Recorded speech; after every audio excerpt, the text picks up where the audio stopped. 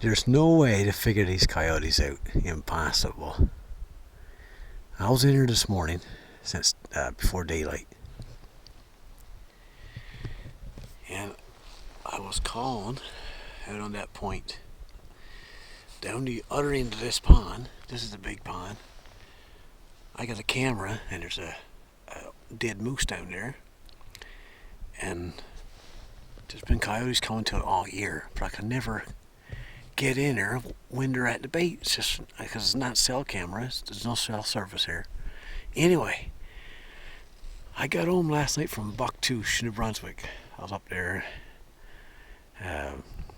helped host a big hunting show. It was good. It was good, but not as good as this. And anyway, I got home last night at 11:30, and I said I'm gonna go in to where my camera's to and see if I can get a crack at this coyotes. It's beautiful still. We got lots of snow. The ice is still perfect, as you can see. So anyway, I come in, like I said, and I come in here this morning. Sit up there on that point. I was going to walk down toward the bait fire, but it was too blessed noisy, crunchy, the snow on the ice. So anyway, I sat on that point right there, and the wind was blowing up the pond, kinda. So I stayed for, over an hour and never heard a thing. As I said, I'm going home. I gotta go and do a few things there. And went on back to the car, truck up there. And I said, well, I took the skidoo. I had a skidoo in my truck. Took the skidoo out, raced down the pond, all the ways out to the other end, checked my camera, switched SD cards, come back up again. I mean, not trying to hide away, and I'm just racing up the pond. It's beautiful.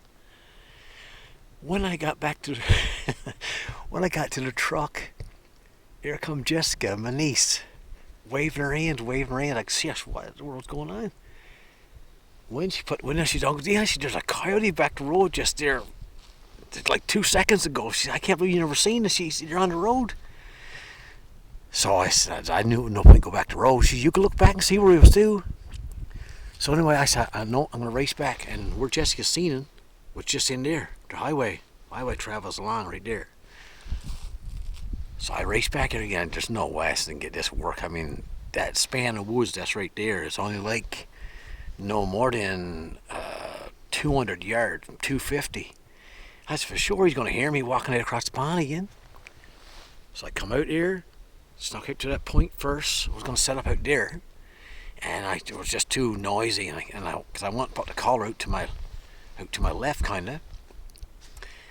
So I said, I can't do it. So I walked across here, walked up over the bank, and sat here so I can see all the pond.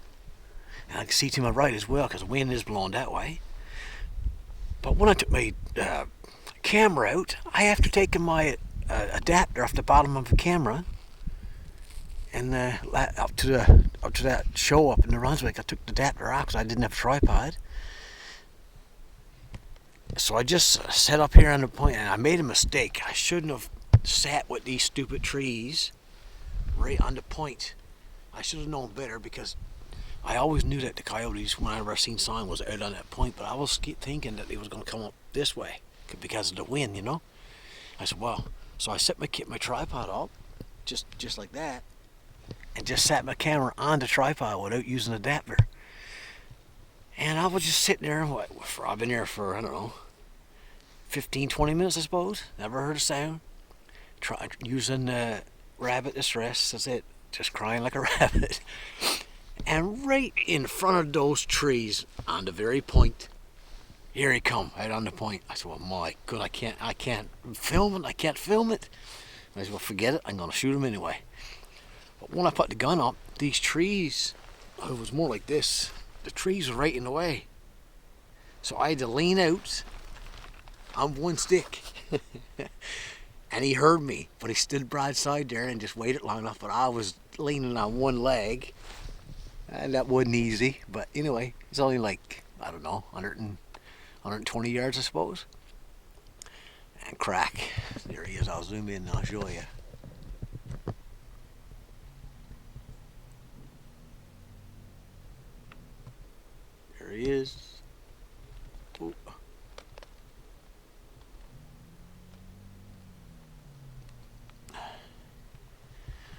I'll walk over there now and have a look at him. He looks like a nice looking coyote. He don't look big. I think it's just a young one.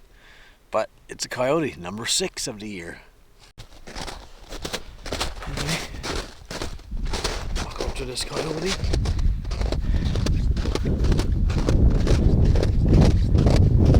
I don't even think it's 100. I said 110 yards, but I'd say it's more like 95. No more than 100, I wouldn't say. Just a second.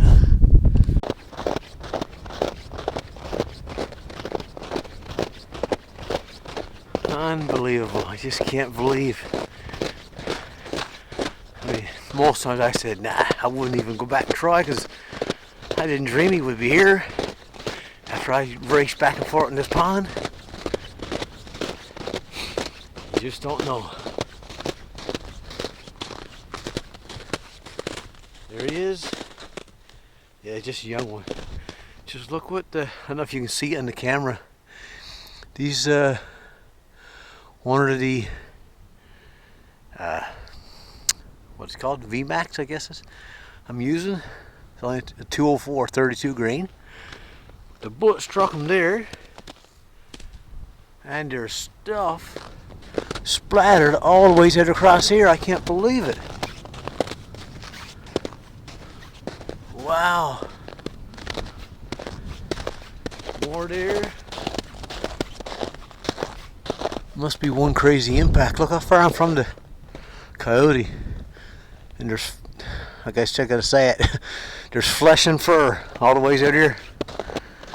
And it's off to the right of where I shot him. I was over there. Crazy. Anyway, I go back and left him up for you. Set up my camera somehow. I got no tripod, but or no adapter. Anyway, get a picture here now. I gotta say it, but Dwight, you won't get him in Cuba. I think that's where you're gone. And Travis, you won't get him in Atlanta, Florida either. And I was going to say something to Skipper Joe, but I better be good. Anyway, another one for the year.